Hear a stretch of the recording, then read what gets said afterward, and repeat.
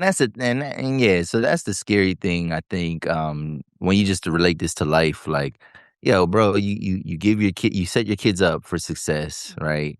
And, and then sometimes they squander it, and then, then the way that some parents overcompensate for it is they try to, they put barriers in their kids' place, and you know what I mean? Like, and be like, "Well, I'm trying to teach them this, whatever."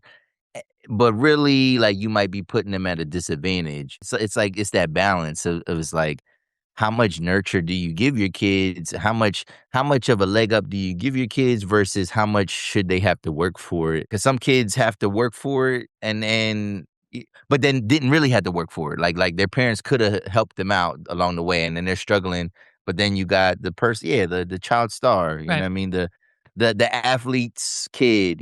Bunch Who of nepo babies, the Targaryen. and some rise into that, but then some just, like, are the fuck ups, you know what I mean? Yeah, like, being like if you're, like, the president's kid, and you hear all these scandals and stuff like that about, whatever, they doing drugs and this and then it's like, but what were their like, they weren't gonna become the president, so, like, what where else was there, Right. like Or, like, didn't really it wasn't like he was running around the castle causing havoc at 16 years old, and now all of a sudden he's the president.